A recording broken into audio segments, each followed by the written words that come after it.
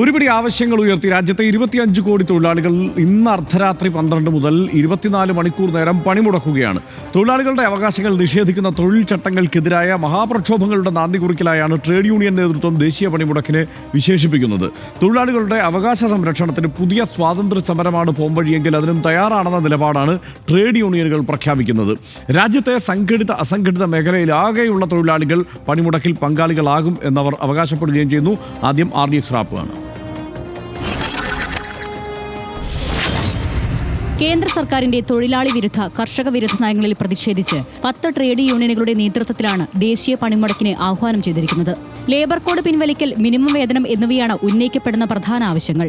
കർഷക സംഘടനകളും യുവജന വിദ്യാർത്ഥി സംഘടനകളും പണിമുടക്കിന് പിന്തുണ പ്രഖ്യാപിച്ചിട്ടുണ്ട്. കർഷകർ, ബാങ്കിംഗ് മേഖല, ഇന്ത്യ പോസ്റ്റ്, കൽക്കരി ഖനനം, ഫാക്ടറികൾ, ടെലികോം, വൈദ്യുതി, പൊതുഗതാഗതം എന്നീ മേഖലയിൽ നിന്നുള്ള തൊഴിലാളികളും വാണിജ്യ വ്യാപാര സ്ഥാപനങ്ങൾ, കയറ്റിറക്ക്, നിർമ്മാണം തുടങ്ങിയ മേഖലകളിലെ തൊഴിലാളികളും പണിമുടക്കിന്റെ ഭാഗമാകും. അസംഘടിത മേഖലകളിലെ തൊഴിലാളികളും പണിമുടക്കിൽ പങ്കെടുക്കും. പാൽ, ആശുപത്രി അടക്കമുള്ള അവശ്യ സർവീസുകളെ പണിമുടക്കിൽ നിന്ന് ഒഴിവാക്കിയിട്ടുണ്ട്. സംസ്ഥാനങ്ങളിൽ പണിമുടക്കിന് നോട്ടീസ് നൽകിയതിന് പിന്നാലെ കേന്ദ്ര തൊഴിൽ മന്ത്രാലയം ട്രേഡ് യൂണിയനുകളെ പ്രത്യേകം ചർച്ചയ്ക്ക് വിളിച്ചിരുന്നു. എന്നാൽ ഇത് പണിമുടക്ക് ഒഴിവാക്കാൻ ഇടപെടുന്നുവെന്ന പ്രതീതി സൃഷ്ടിക്കാനുള്ള നീക്കമാണെന്ന് ട്രേഡ് യൂണിയനുകൾ ആരോപിക്കുന്നു.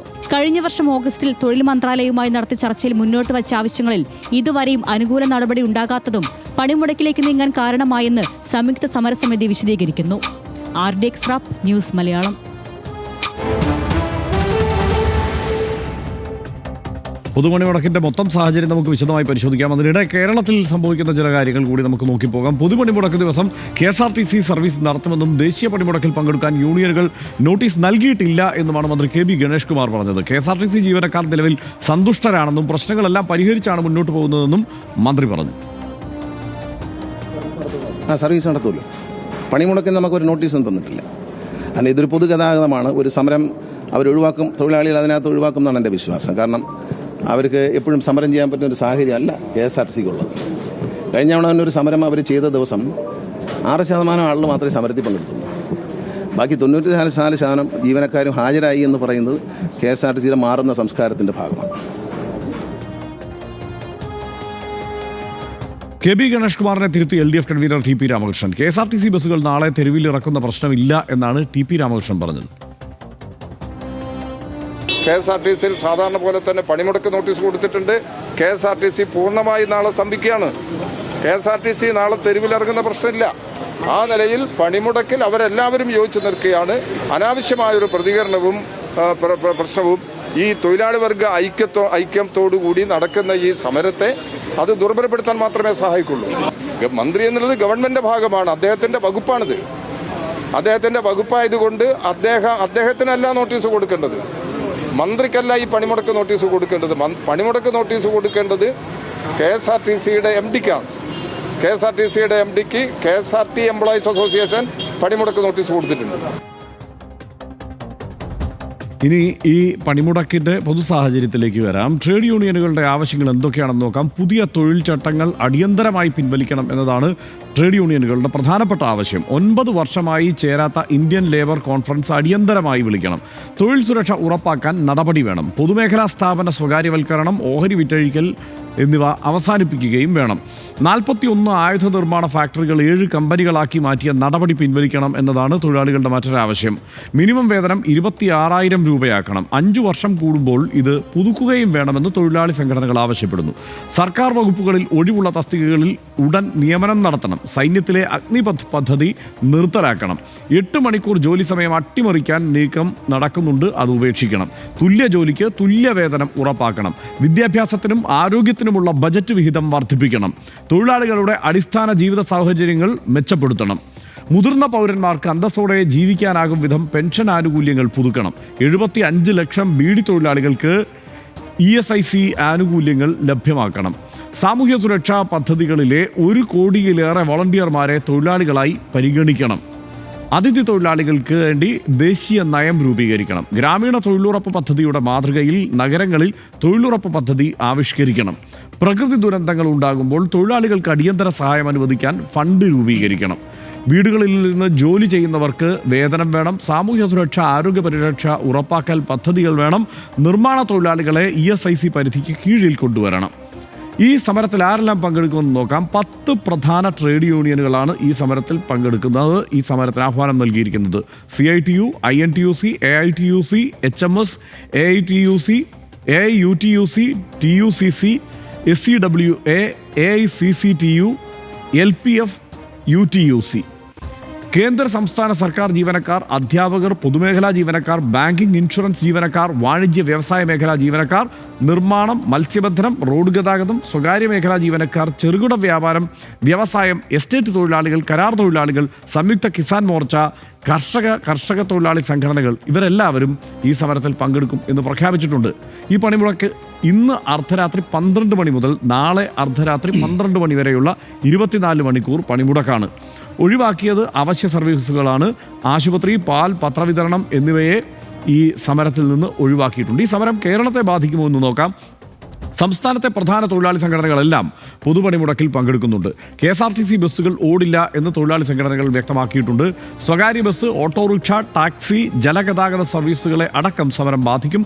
കേന്ദ്ര സംസ്ഥാന സർക്കാർ, പൊതുമേഖലാ ഓഫീസുകൾ, ബാങ്കുകൾ എന്നിവ പ്രവർത്തിക്കില്ല. പ്രധാന അധ്യാപക സംഘടനകളെല്ലാം പങ്കെടുക്കും. സ്കൂളുകളും കോളേജുകളും പ്രവർത്തിക്കാൻ സാധ്യത കുറവാണ്. ജീവനക്കാർ എല്ലാവരും എത്തണമെന്നില്ല. ഈ സ്ഥാപനങ്ങളിലെല്ലാം ഇതര സംഘടനകളുണ്ട്. ഇപ്പോൾ BMS ഈ സമരത്തിൽ പങ്കെടുക്കുന്നില്ല. അപ്പോൾ ആ നിലയ്ക്കുള്ളവർ ആ ജോലിക്ക് ഹാജരാകാൻ സാധ്യതയുമുണ്ട്.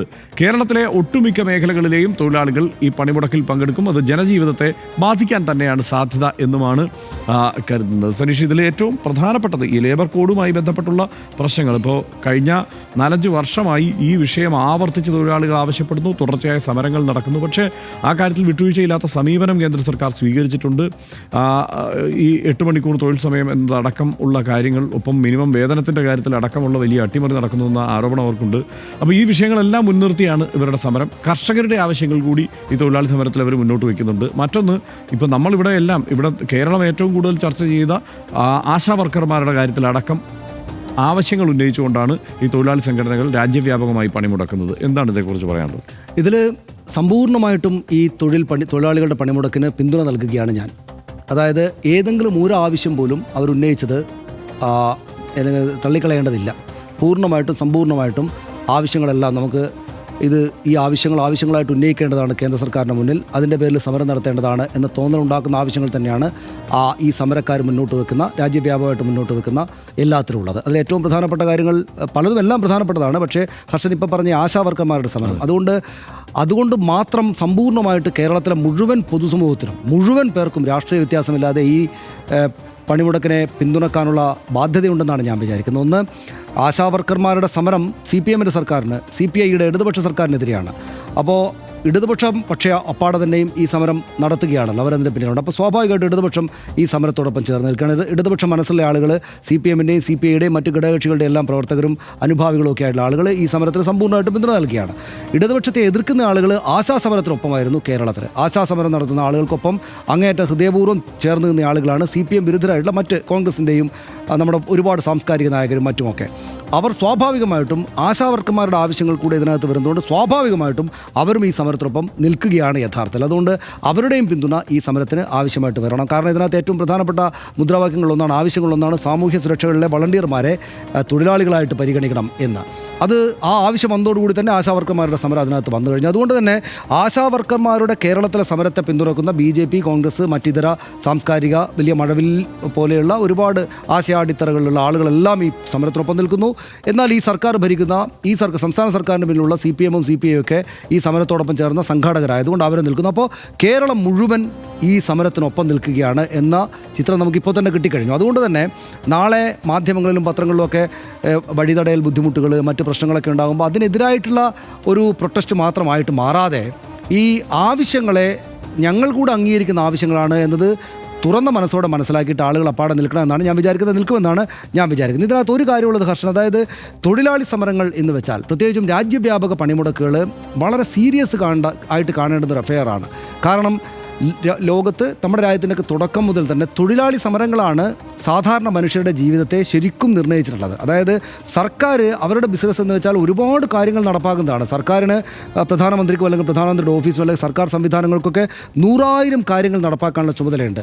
പക്ഷേ അതുകൊണ്ട് തന്നെ സ്വാഭാവികമായിട്ടും തൊഴിൽ ആവശ്യങ്ങളൊക്കെ ഒരല്പം പിന്നോട്ട് പോകുക എന്നത് സ്വാഭാവികമാണ്. അവരെത്ര തൊഴിലാളി അനുകൂല സർക്കാരുകളാണെങ്കിലും അവരുടെ ബിസിനസ് അഫയേഴ്സ് മറ്റു പലതും ആയതുകൊണ്ട്. അപ്പോൾ സ്വാഭാവികമായിട്ടും തൊഴിലാളി സംഘടനകൾക്ക് തന്നെ അവരുടെ ആവശ്യത്തെ മുന്നോട്ടെടുത്ത് വെക്കുക എന്ന കാര്യങ്ങൾ ഉണ്ടായിട്ട് വരികയാണ്. അതുകൊണ്ടാണ് അവരത്രയ്ക്ക് ശക്തമായിട്ട് കാലാകാലങ്ങളായിട്ട് ഈ സമരം നടത്തുകയും മറ്റും ചെയ്യുന്നത്. ഒരു കാര്യം കൂടി പറഞ്ഞാൽ നിർത്താം. ഇത് ഇന്ത്യയിൽ മാത്രമോ കേരളത്തിൽ മാത്രമോ അല്ല, ലോകവ്യാപകമായിട്ട് പ്രധാനപ്പെട്ട വലിയ രാജ്യങ്ങൾ നമ്മൾ കണക്കാക്കുന്നിടങ്ങളിലെല്ലാം, വികസിത രാജ്യങ്ങളെന്ന് കണക്കാക്കപ്പെടുന്ന ഇടങ്ങളിലെല്ലാം തൊഴിലാളി സമരങ്ങൾ നടക്കുകയാണ്. UK ഇപ്പോൾ ജൂനിയർ ഡോക്ടർമാരുടെ സമരം ശമ്പള വർധന ആവശ്യപ്പെട്ട് നടക്കുകയാണ്. അതായത് നമ്മളിപ്പോൾ വൈറ്റ് കോളർ ജോലികൾ എന്നൊക്കെ വിചാരിക്കുന്ന ആളുകളടക്കം, ഉദാഹരണത്തിന് ഹോളിവുഡിൽ എഴുതുന്ന ആളുകൾ, മറ്റ് ജോലികൾ ചെയ്യുന്ന ആളുകൾ, തിരക്കഥ എഴുതുന്ന ആളുകൾ പോലും സമരം നടത്തിയല്ലോ. അപ്പോൾ സമരം എന്നത് മുമ്പ് ഈ സോഷ്യൽ മീഡിയയും മറ്റ് പൊളിറ്റിക്കൽ അവയർനെസ്സും ചെറുപ്പക്കാർക്ക് അത്ര ഇല്ലാതിരുന്ന കാലത്ത് ചില നിക്ഷിപ്ത താല്പര്യങ്ങളുള്ള മാധ്യമങ്ങൾ മാത്രം ഈ കാര്യങ്ങളെ കൂടുതലായിട്ട് ആശയങ്ങളെ മുന്നോട്ട് വെക്കുന്ന ഒരു കാലത്ത് സമരങ്ങൾക്കെതിരായിട്ടുള്ളൊരു പൊതുബോധം പൊതുവിൽ ഉണ്ടാകുമായിരുന്നു. കേരളത്തിൽ തന്നെയും ഒരു 10-20 കൊല്ലം മുമ്പ് അങ്ങനെ സമരത്തോട് വളരെ മോശമായിട്ടില്ല. പക്ഷേ ഇപ്പോൾ അത് മാറി. ഇപ്പോൾ ആളുകൾക്കറിയാം ലോകവ്യാപകമായിട്ട് നമ്മൾ വളരെ നക്ഷത്ര ജാജ്വല്യമാനമായിട്ട് കാണുന്ന ഈ ഹോളിവുഡിലടക്കം സമരം നടക്കുന്ന ആളുകൾക്ക്, കേരളത്തിലെ ചില സിനിമാ നടന്മാർക്ക് ഇപ്പോഴും നേരം വെളുത്തിട്ടില്ല എന്നുള്ള ചെറിയ പ്രശ്നമുണ്ട്. അപ്പോൾ അതുകൊണ്ട് പൂർണ്ണമായിട്ട് ഞാൻ കാണുന്ന വളരെ സമരവിരുദ്ധ പരാമർശങ്ങൾ ആദ്യം വരാറുള്ളത് പലപ്പോഴും കേരളത്തിൽ സിനിമാ നടന്മാരുടെ ഭാഗത്തു നിന്നാണ് എന്നുള്ളൊരു കൗതുകം ഉണ്ടല്ലോ. അപ്പോൾ ഇതിനകത്ത് സനീഷ് ഒരു കാര്യം, സനീഷ് നേരത്തെ പറഞ്ഞ അതിനോട് ചേർത്ത് തന്നെയാണ് ഞാൻ പറയുന്നത്. അതായത് കഴിഞ്ഞ ഒരു 5 വർഷത്തിനിടെ കണ്ട ഏറ്റവും വലിയ സമരങ്ങളെന്ന് പറയുന്നത് ഫ്രാൻസിലും അമേരിക്കയിലും ഒക്കെ തന്നെയാണ്, UK-യിലും ഒക്കെ തന്നെയാണ് നടന്നിട്ടുള്ളത്, കാനഡയിൽ ഒക്കെ നടന്നിട്ടുണ്ട് വലിയ വലിയ തൊഴിലാളി സമരങ്ങൾ. അപ്പോൾ അങ്ങനെ ഒരു തൊഴിലാളി വിരുദ്ധ സാഹചര്യം ആഗോളതലത്തിൽ തന്നെ അതിൻ്റെ ഒരു പരമാവധി അവസ്ഥയിലേക്ക് ഏതാണ്ട് എത്തിച്ചേർന്നിട്ടുണ്ട് എന്നുള്ളത് വാസ്തവമാണ്. ഇപ്പോൾ ഇന്ത്യയിലെ തൊഴിൽ കോഡുകളെയും ലേബർ കോഡുകളുമൊക്കെ ആ നിലയ്ക്ക് തന്നെ വേണം നമ്മൾ പരിഗണിക്കാൻ. ഇന്ത്യയിലാണെങ്കിലും ഇപ്പോൾ കഴിഞ്ഞ ഒരു വർഷം നോക്കിയാൽ ഏറ്റവും വലിയ തൊഴിലാളി സമരങ്ങൾ നടന്നിട്ടുള്ളത് ഇപ്പോൾ ഹരിയാനയിലും കർണാടകത്തിലും ഒക്കെയാണ്, മഹാരാഷ്ട്രയിലും ഒക്കെയാണ് വലിയ തൊഴിലാളി സമരങ്ങൾ ആ നിലയ്ക്ക് നടന്നിട്ടുണ്ട്. അപ്പോൾ ആ തൊഴിലാളി സമരങ്ങൾ, ന്യായമായ ആവശ്യങ്ങൾ ഉന്നയിച്ച് നടത്തുന്ന ആ തൊഴിലാളി സമരങ്ങളെ വളരെ എളുപ്പത്തിൽ ആവശ്യങ്ങളെ അടിച്ചമർത്താനും ഇത്തരം സമരങ്ങളെ തന്നെ ഭാവിയിൽ സമ്പൂർണ്ണമായി ഇല്ലാതാക്കാനും തക്കവണ്ണമുള്ള ലേബർ കോഡുകളാണ് എന്നുള്ളതാണ് തൊഴിലാളികൾ ഉന്നയിക്കുന്ന ഒരു പ്രധാനപ്പെട്ട ആവശ്യം. മറ്റൊന്ന്, ഈ സമരങ്ങളുടെ ഒരു പ്രത്യേകത, നേരത്തെ കർഷക സമരത്തിൻ്റെ സമയത്ത് ശ്രദ്ധിക്കേണ്ട ഒരു കാര്യം, കർഷകർ അവരുടെ പ്രധാനപ്പെട്ട 3 ആവശ്യങ്ങൾക്ക് അപ്പുറത്ത് വെച്ചിരിക്കുന്ന ആവശ്യങ്ങൾ ഈ തൊഴിലാളികളെയും എല്ലാം ഉൾപ്പെടുത്തിയിട്ടുണ്ട്. ഈ തൊഴിലാളികളുടെ സമരത്തിലാവട്ടെ കർഷകരുടെ ആവശ്യങ്ങളും എല്ലാം ഉൾപ്പെട്ടു വരുന്നുണ്ട് എന്നുള്ളതാണ്. അപ്പോൾ അതിന് വിശാലമായി ഈ ആവശ്യങ്ങൾ ആർജവത്തോടെ ഉന്നയിക്കാനുള്ള ഒരു പ്ലാറ്റ്ഫോം ആ നിലയ്ക്ക് ഉണ്ടാവുന്നു എന്ന് തന്നെ വേണം കരുതാൻ. ഇപ്പോൾ ഈ ലേബർ കോഡിൻ്റെ കാര്യം എടുത്തു കഴിഞ്ഞാൽ, ഇപ്പോൾ മിനിമം വേതനത്തിൻ്റെ കാര്യത്തിൽ ഒരു ദേശീയ ഏകീകൃത മിനിമം വേതനം ഇല്ല എന്നുള്ളതാണ് അതിൻ്റെ പ്രശ്നം ഈ നിലവിലുള്ള ലേബർ കോഡിൽ. അതുകൊണ്ട് എന്താണെന്ന് വെച്ച് കഴിഞ്ഞാൽ ഓരോ സ്ഥലത്തും തോന്നിയ മട്ടിൽ ഈ വേതനം നിശ്ചയിക്കാൻ കഴിയും എന്നുള്ള ഒരു പ്രശ്നമാണ് അവർ തൊഴിലാളികൾ ചൂണ്ടിക്കാട്ടുന്നത്. അതുപോലെ ഓവർ ടൈം, ബോണസ്, ഇന്ന് ഇത്തരം കാര്യങ്ങൾക്കെല്ലാം മുമ്പ് കൃത്യമായ നിർവചനം ഉണ്ടായിരുന്നു, അതില്ലാതാക്കി. അപ്പോൾ എന്താ പ്രശ്നം എന്ന് വെച്ച് കഴിഞ്ഞാൽ ഇതെല്ലാം ഈ വളരെ എളുപ്പത്തിൽ തൊഴിലുടമകൾക്ക് ഒഴിവാക്കാൻ പറ്റുന്ന സാഹചര്യം ഉണ്ടാകും. അതുപോലെ ഈ ശമ്പളവുമായി ബന്ധപ്പെട്ട പരാതികൾ പരിഹരിക്കാനുള്ള സംവിധാനങ്ങളെ മുഴുവൻ പുതിയ ലേബർ കോഡ് ദുർബലപ്പെടുത്തി. അതുപോലെ ഈ പണിമുടക്കിൻ്റെ കാര്യത്തിലാണെങ്കിലും 60 ദിവസം മുൻകൂട്ടി വേണം നോട്ടീസ് കൊടുക്കാൻ. ചില തൊഴിലിടങ്ങളിൽ അങ്ങനെ ആയിരിക്കില്ല ഒരു സമരം പൊട്ടിപ്പുറപ്പെടുക. ഒരിക്കലും ആ നിലയ്ക്ക് ഒരു സമരം പൊട്ടിപ്പുറപ്പെടാത്ത ഒരു സാഹചര്യം ഉണ്ടാവണമെന്ന് തന്നെയാണ് ഈ ലേബർ കോഡ് നിർദ്ദേശിക്കുന്നത്. ഫ്ലാഷ് സ്ട്രൈക്കുകൾ ഉണ്ടാവരുന്നത്, തൊഴിലാളികൾക്ക് കുഴപ്പമില്ലാത്ത ഒരു സാഹചര്യം ഉണ്ടായാൽ അവിടെ അങ്ങനെ ഒരു സമരം പൊട്ടിപ്പുറപ്പെടില്ല എന്നുള്ളതാണല്ലോ വാസ്തവം. അതുപോലെ ഈ പിരിച്ചുവിടൽ, 300-ലധികം തൊഴിലാളികളുള്ള സ്ഥാപനങ്ങൾക്ക് മാത്രമാണ് ഇപ്പോൾ പിരിച്ചുവിടലിന് അനുമതി വേണ്ടതുള്ളൂ. നേരത്തെ ഇത് 100 തൊഴിലാളികളുള്ള സ്ഥാപനങ്ങൾക്കായിരുന്നു. അതായത് 300 പേരുള്ള ഒരു സ്ഥാപനം എന്ന് പറഞ്ഞാൽ വലിയൊരു സ്ഥാപനമാണ്. അതിനപ്പുറത്ത് താഴെത്തട്ടിലുള്ള ഏത് സ്ഥാപനത്തിലും ആളുകളെ നിസ്സാരമായി പിരിച്ചുവിടാവുന്ന ഒരു സാഹചര്യം രാജ്യത്ത് പുതിയതായി നിലവിൽ വന്നിരിക്കുന്നു. അതാണ് പ്രശ്നം. അതുപോലെ ഈ കരാർ തൊഴിൽ എന്നത് ഈ ഫിക്സഡ് ടൈം എംപ്ലോയ്മെൻറ്റ് വളരെ അതിൻ്റെ നിബന്ധനകൾ മുമ്പത്തേതിനേക്കാൾ എളുപ്പമാക്കി കഴിഞ്ഞു. അപ്പോൾ എന്താണെന്ന് വെച്ച് കഴിഞ്ഞാൽ ഈ കരാർ തൊഴിലായിരിക്കും, സ്ഥിരം നിയമനത്തേക്കാൾ കരാർ തൊഴിലുകൾക്കായിരിക്കും ഇനി കൂടുതൽ പ്രാമുഖ്യമുണ്ടാവുക. അതുപോലെ തൊഴിലാളികൾക്കുള്ള ഈ കവറേജ് ഉണ്ടല്ലോ, സെക്യൂരിറ്റി കവറേജ്, അത് ഗണ്യമായി കുറയ്ക്കുന്നു എന്നുള്ളതാണ് അതിൻ്റെ ഈ പുതിയ സാഹചര്യത്തിലെ പ്രശ്നം. അതായത് ആരോഗ്യ ഇൻഷുറൻസ്, മറ്റ് ആനുകൂല്യങ്ങൾ, പെൻഷൻ ഇതെല്ലാം മുമ്പുണ്ടായിരുന്ന മേഖലകളിൽ നിന്നും ഇല്ലാതാവുന്നു എന്നുള്ളതാണ്. പിന്നെ ESI, PF ആനുകൂല്യങ്ങൾ ലയിപ്പിച്ചപ്പോൾ ഉള്ളൊരു പ്രശ്നം എന്താണെന്ന് വെച്ചാൽ നിലവിലുള്ള പല ആനുകൂല്യങ്ങളും നഷ്ടപ്പെടാനുള്ള സാഹചര്യമുണ്ട് എന്നതുകൂടിയാണ്. അപ്പോൾ ഈ നിലയ്ക്ക് അതുപോലെ ഈ തൊഴിൽ സുരക്ഷ എന്നത് 50-ൽ താഴെ തൊഴിലാളികളുള്ള ഒരു സ്ഥാപനത്തിൽ ആ നിലയ്ക്ക് ഒരു തൊഴിൽ സുരക്ഷിത സാഹചര്യത്തിന് വേണ്ട കൃത്യമായ മാനദണ്ഡങ്ങൾ പാലിക്കേണ്ടതില്ല എന്ന നിലയിലേക്ക് അത് മാറി. അപ്പോൾ ഇത് എനിക്ക് തോന്നുന്നത് ഈ തൊഴിലാളികൾ സമരം ചെയ്യാൻ പോകുന്നു എന്ന് പറഞ്ഞാൽ അയ്യോ അത് സമരം ചെയ്യാൻ പോകുന്നു, തൊഴിലാളികളെ ആകെ കുഴപ്പമുണ്ടാക്കാൻ പോകുന്നു, ഗർഭിണികൾക്ക് ആശുപത്രി പോകാൻ പറ്റുന്നില്ല എന്ന നിലയ്ക്കായിരിക്കും നാളെ ഇത് പോകാൻ പോവുക. പക്ഷേ എന്തൊക്കെയാണ് ഈ പ്രശ്നങ്ങൾ എന്നുള്ളത് ചർച്ച ചെയ്ത് തന്നെ പോകണം. ഒറ്റ കാര്യം, അതായത് ഇത്രയും വിശാലമായിട്ടുള്ളൊരു സാഹചര്യത്തോടാണ് KB ഗണേഷ് കുമാർ എന്ന ഈ സർക്കാരിലെ മന്ത്രി, അതായത് കോൺഗ്രസ്, CPM, CPI എന്ന് പറഞ്ഞ സകലമാന BJP ഒഴികെ, BJPയുടെ തന്നെ ഇപ്പോൾ 1-2 സമരങ്ങളായിട്ടേ ഉള്ളൂ ഈ ദേശീയ തലത്തിലുള്ള സമരങ്ങളിൽ BJPയുടെ തൊഴിലാളി യൂണിയൻ പങ്കെടുക്കാതായിട്ട്. അതിനു മുമ്പ് അവരും ഈ സമരങ്ങളോടെല്ലാം ചേരാറുണ്ടായിരുന്നു. അവരൊഴികെ ബാക്കി എല്ലാ രാഷ്ട്രീയ പാർട്ടികളും, കോൺഗ്രസ്സുകാരും, ലീഗുകാരും, CPMകാരും, CPIക്കാരും എല്ലാം പങ്കെടുക്കുന്ന ഒരു സമരത്തിന് ഇത്ര വിശാലമായിട്ടുള്ളൊരു അന്തരീക്ഷം ഉണ്ടായിരിക്കെ KB ഗണേഷ് കുമാർ അങ്ങനെ പറയാൻ പാടില്ലായിരുന്നു. ഒരാളെ കൂടി ഈ സമയത്ത് പരാമർശിക്കാതെ പോകാൻ നിവൃത്തിയില്ല. അത് കുമ്മനം രാജശേഖരനാണ്. കാരണം ഇത് ഈ തൊഴിലാളി സമരം എന്നത് എന്താണ്ട്, അതായത് ഈ പൊതുബോധത്തിൽ ഉൾപ്പെട്ടിരിക്കുന്ന ഒരു സംഗതി ഉണ്ടല്ലോ, ഏതാണ്ട് നോക്കുകൂലി വാങ്ങുന്ന ഏതോ ഒരു ഹെഡ് ലോഡ് വർക്കറുടെ സമരം എന്ന മട്ടിലുള്ള ഒരു നോട്ടമുണ്ടല്ലോ. ആ നോട്ടമാണ് കുമ്മനം രാജശേഖരനും. ആ മട്ടിലാണ് ഒരു പോസ്റ്റ്, അദ്ദേഹത്തിൻ്റെ ഫേസ്ബുക്ക് പോസ്റ്റ് ഈ സമരത്തെക്കുറിച്ച് ഷെയർ ചെയ്തിരിക്കുന്നതും. ലോകം ഈ രൂപത്തിലേക്ക് പുരോഗമിച്ചെത്തിയ വഴിയിൽ പണിമുടക്കുകളുടെ ദീർഘചരിത്രമുണ്ട്. 1886-ൽ ഹൈമാർക്കറ്റ് സ്ക്വയറിൽ അമേരിക്കൻ തൊഴിലാളി സമരമായി മാറിയത് മുതൽ 74-ൽ ഇന്ത്യൻ തൊഴിലാളി സംഘം ചേർന്ന ഐതിഹാസികമായ അഖിലേന്ത്യാ റെയിൽവേ പണിമുടക്ക് വരെ എത്രയോ അവകാശ സമരങ്ങളിലൂടെയാണ് തൊഴിലാളിക്ക് മനുഷ്യരായി ജീവിക്കാനുള്ള പരിസരം ലോകത്തൊരുങ്ങിയത്. ആധുനിക ലോകത്തിൻ്റെ ചരിത്രം തൊഴിലാളി മുന്നേറ്റങ്ങളുടെ ചരിത്രം കൂടിയാണ്. പണിമുടക്ക് ഒരു തൊഴിലാളി സമരം മാത്രമല്ല, തൊഴിലാളികൾ യന്ത്രങ്ങളല്ല, അന്തസ്സുറ്റ പരിഗണനയും പ്രതിഫലവും വിശ്രമവും വേണ്ട മനുഷ്യരാണ് എന്ന അവകാശ പ്രഖ്യാപനമാണ്. തൊഴിലാളികളുടെ ജീവിതം, സ്വപ്നങ്ങൾ, മാന്യത എല്ലാമായി ബന്ധപ്പെട്ട ഒരു വൈകാരിക പ്രതിരോധമാണ് ഈ പണിമുടക്ക് സമരം എന്ന് നമുക്ക് തൽക്കാലം കാണാം. മറ്റ് സാഹചര്യങ്ങൾ ഉണ്ടാവുകയാണെങ്കിൽ അത് അപ്പോൾ പരിശോധിക്കുകയും ചെയ്യാം. ഈ ഘട്ടത്തിൽ എന്തായാലും ഈ അഖിലേന്ത്യാ സമരത്തെ അഭിവാദ്യം ചെയ്യുന്നു. ലേബർ കോൺഫറൻസ് അടിയന്തരമായി വിളിക്കണമെന്നത് മുതൽ തൊഴിൽ സുരക്ഷ ഉറപ്പാക്കണമെന്നതുവരെയുള്ള തൊഴിലാളികളുടെ ആവശ്യങ്ങളെ സർക്കാർ വേണ്ട വിധം പരിഗണിക്കട്ടെ എന്ന് തന്നെ നമുക്ക് ഒരിക്കൽ കൂടി ആവർത്തിച്ചു പറയാം. ഒരിടവേളയിലേക്ക്.